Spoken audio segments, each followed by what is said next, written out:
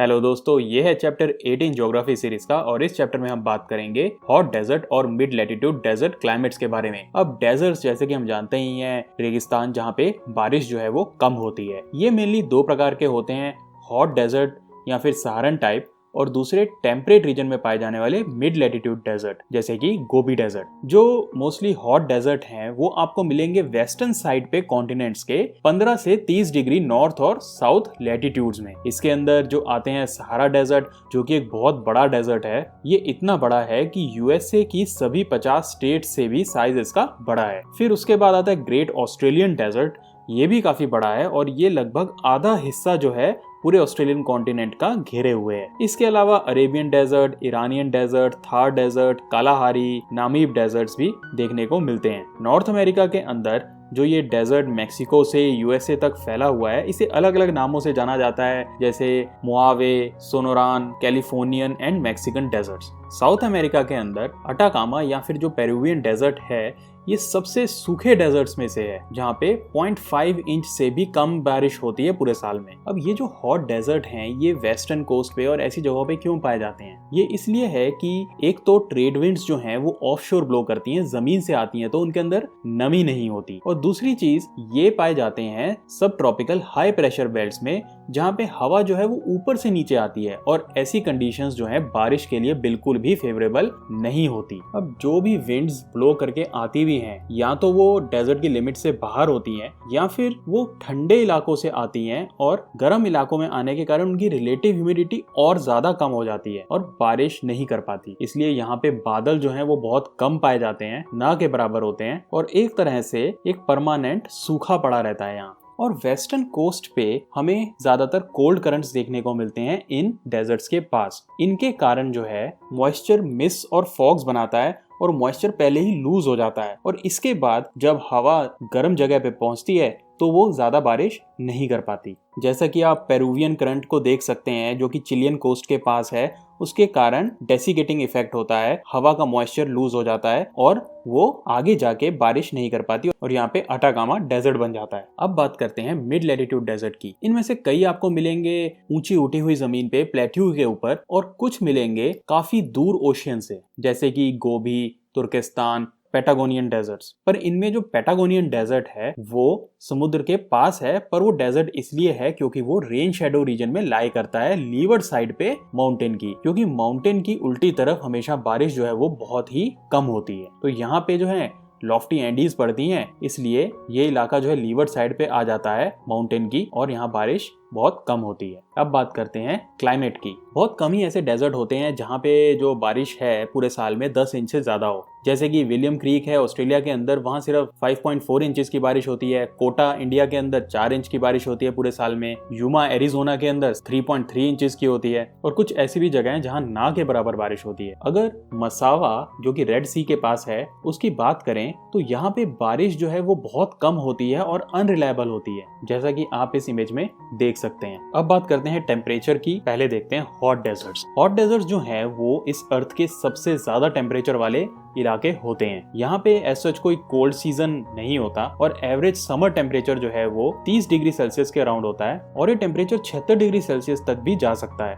और इसका कारण है कि जो आसमान में है बादल होते नहीं है, और इंसोलेशन जो है वो बहुत ज्यादा होती है, हवा जो है वो ड्राई होती है, और रेट ऑफ इवेपोरेशन हाई रहता है। अगर कोस्टल डेजर्ट्स के टेम्परेचर की बात करें तो वहाँ पे फिर भी कूलिंग इफेक्ट होता है कोल्ड करंट्स का और ओशियन से आने वाली ब्रीज का भी। इस कारण जो अरिका है वहाँ पे एवरेज एनुअल टेम्परेचर जो है वो 19 डिग्री सेल्सियस के अराउंड ही है। अगर डेजर्ट के अंदरूनी भागों की बात करें जो कोस्ट से दूर हो, वहाँ पे गर्मी ज्यादा होती है। समर में टेम्परेचर बहुत हाई रहता है, और विंटर्स में टेम्परेचर काफी गिर जाता है, ठंड ज्यादा होती है। जैसे कि साला जो सहारा के अंदर है, वहाँ पे 37 डिग्री सेल्सियस का जो है टेम्परेचर रहता है गर्मियों में, और सर्दियों में ये 13 डिग्री सेल्सियस तक गिर जाता है। तो जो एनुअल रेंज ऑफ टेम्परेचर है वो 24 डिग्री सेल्सियस के अराउंड यहाँ पाई जाती है। तो गर्मी या सर्दी की जो इंटेंसिटी है ये इस चीज पे भी डिपेंड करती है कि हम कहाँ पे टेम्परेचर मेजर कर रहे हैं एक डेजर्ट के अंदर भी। अगर डायगोनल रेंज ऑफ टेम्परेचर की बात करें, एक ही दिन में मैक्सिमम और मिनिमम का जो डिफरेंस है वो डेजर्ट्स में बहुत ज्यादा पाया जाता है, क्योंकि दिन के टाइम में जो टेम्परेचर है वो 40 से 50 डिग्री सेल्सियस तक चला जाता है, और रात में यही टेम्परेचर 10-15 डिग्री सेल्सियस तक गिर जाता है। तो इसलिए जो डायगोनल रेंज है उसका 14 से 25 डिग्री सेल्सियस तक होना आम बात है। अब थोड़ी सी बात करते हैं मिड लैटिट्यूड डेजर्ट्स की क्लाइमेटिक कंडीशंस की।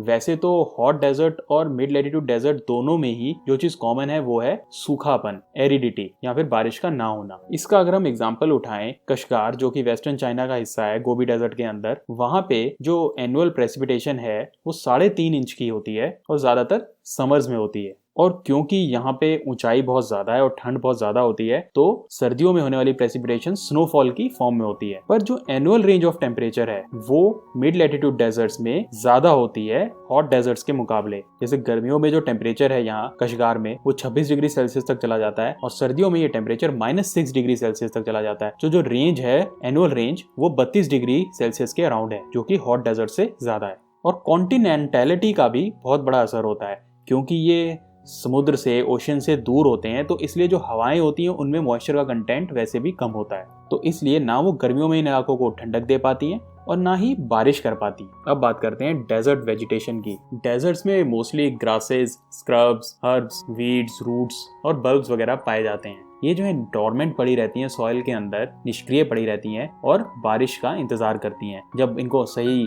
मॉइस्चर मिलता है तभी अपने असली रूप में आती हैं। हालांकि एनवायरनमेंट जो है वो बिल्कुल भी फेवरेबल नहीं है वेजिटेशन के लिए रेगिस्तान में, बट फिर भी थोड़ी बहुत वेजिटेशन तो पाई जाती है। जो मोस्टली यहाँ पे वेजिटेशन है वो ज़ेरोफाइटिक या फिर ड्रॉट रेजिस्टेंट स्क्रब टाइप की होती हैं, जो सूखे को झेल सकें। ट्रीज जो है वो बहुत कम ही पाए जाते हैं, मोस्टली जो है डेट पाम्स पाए जाते हैं जहाँ पे थोड़ी पानी की सप्लाई होती है। यहाँ के पेड़ों को अडेप्ट करना पड़ा इन्वायरमेंट के हिसाब से, क्योंकि यहाँ पे सॉइल के अंदर एक तो पानी नहीं है और फिर ऊपर से सैलिनिटी भी बहुत ज्यादा है। जो जमीन है उसके अंदर ह्यूमस जो है वो नहीं पाया जाता, वो जमीन उपजाऊ भी कम होती है। तो इसलिए यहाँ पे जो झाड़ियाँ वगैरह पाई जाती हैं उनकी जो रूट्स हैं, जड़ें हैं, वो बहुत लंबी होती हैं ताकि वो पानी को नीचे जमीन में ढूंढ सकें, इकट्ठा कर सकें। प्लांट्स जो हैं उनके पत्ते ना के बराबर होते हैं और अगर कुछ होते भी हैं तो वो वैक्सी, लेदरी, रेशेदार या फिर कांटेदार होते हैं, ताकि पानी जो है वो ज्यादा लूज ना हो। कुछ के तो बिल्कुल पत्ते नहीं होते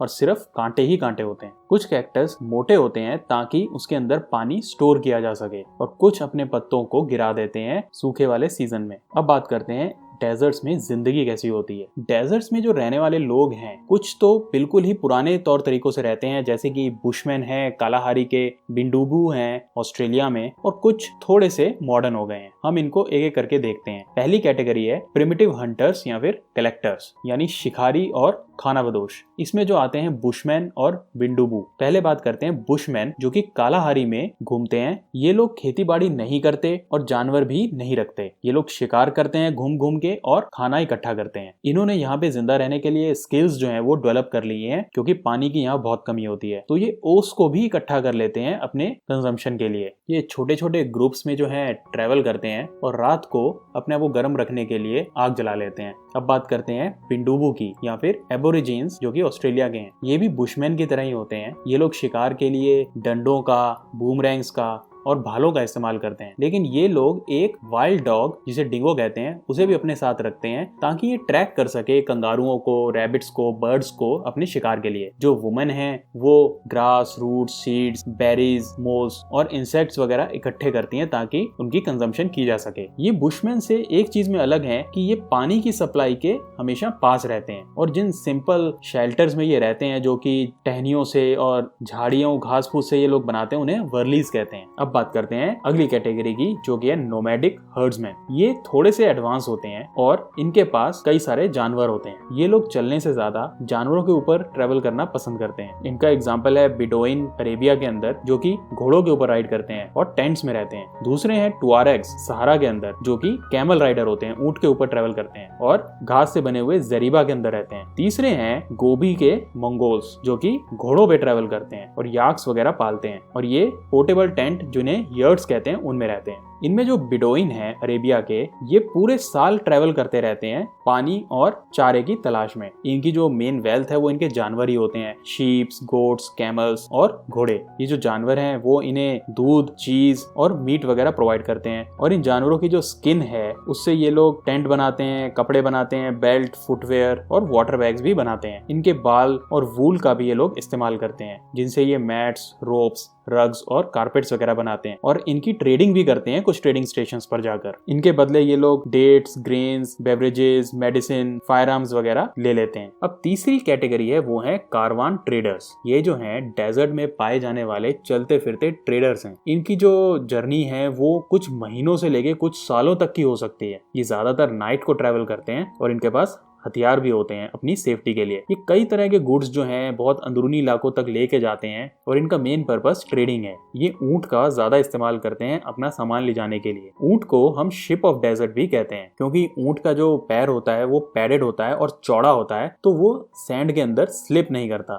दूसरी चीज, ये ऊंट जो है पानी को स्टोर कर पाते हैं अपने स्टमक के अंदर और फैट जो है उसे स्टोर कर लेते हैं अपनी हम्प के अंदर, तो ये काफी लंबे समय तक बिना खाने और पानी के सर्वाइव कर सकते हैं। इसलिए इनको डेजर्ट में यूज करना फायदेमंद होता है। हालांकि अब तो मॉडर्न रोड्स बन गई हैं, पर कुछ अंदरूनी इलाकों तक अब भी ये लोग ट्रेड करते हैं। अगली कैटेगरी है सेटल्ड कल्टीवेटर्स की। अब कल्टीवेशन के लिए, खेती बाड़ी के लिए पानी जो है वो जरूरी होता है, इसलिए ये लोग पाए जाते हैं वहां पे जहां पानी की सप्लाई अच्छी हो, ओएसिस के पास, रिवर्स या डैम्स के पास। और जैसे इजिप्ट में नाइल नदी के पास हमेशा से लोग रहते आए हैं। 5000 साल पहले भी यहाँ पे सिविलाइजेशन डेवलप हो गई थी। जब नाइल जो है गर्मियों में फ्लड हो जाती थी, उसके बाद यहाँ पे पानी इकट्ठा कर लिया जाता था बेसिन्स के अंदर और फिर उसको इरिगेशन के लिए यूज किया जाता था। इसे बेसिन इरिगेशन कहते हैं और ये आज भी यूज की जाती है इजिप्ट के अंदर। हालांकि अब तो कंक्रीट डैम्स भी बन गए हैं जिनकी मदद से इरिगेशन की जाती है। दूसरा एक अलग फीचर है वो है ओएसिस। ये एक तरह से जमीन में अलग अलग साइज के गड्ढे होते हैं जहां से अंडरग्राउंड पानी जो है वो सरफेस तक आ जाता है। कुछ ओएसिस जो हैं वो तो बहुत ही बड़े होते हैं, जैसे कि टफिलालेट ओएसिस मोरक्को के अंदर, और कुछ ओएसिस छोटे होते हैं। जो ओएसिस के अंदर जिंदगी है वो अलग तरह की होती है। इसके चारों ओर दीवार बना दी जाती है ताकि इसको डस्ट स्टॉर्म्स, जिन्हें सिमूम्स कहते हैं, उससे बचाया जा सके। यहाँ पे जो घर होते हैं वो मिट्टी की ईंटों से बने हुए होते हैं, उनकी फ्लैट रूफ्स होती हैं और स्ट्रीट्स जो है वो बहुत पतली पतली होती हैं। सेटलमेंट के बीच में एक मार्केट प्लेस भी होती है जिसे सूक कहते हैं, और मॉस्क, स्कूल्स, शॉपिंग ब्लॉक्स वगैरह भी सेटलमेंट के अंदर पाए जाते हैं। सेटलमेंट के आसपास एग्रीकल्चर भी प्रैक्टिस किया जाता है इरिगेशन चैनल्स के द्वारा, या फिर ऊंट और दूसरे जानवरों का इस्तेमाल करके भी पानी लाया जाता है। जो सबसे इंपॉर्टेंट ट्री है वो डेट पाम है। इसके फ्रूट को वहाँ लोकली कंज्यूम भी किया जाता है और जगह जगह पे एक्सपोर्ट भी किया जाता है। इसके अलावा जो दूसरी क्रॉप्स हैं वो है maize, barley, wheat, cotton, cane sugar, fruits और वेजिटेबल्स वगैरह, ये सब भी यहाँ उगाए जाते हैं। अब आखिरी कैटेगरी है वो है माइनिंग सेटलर्स। जब यहाँ पे मिनरल्स वगैरह पाए गए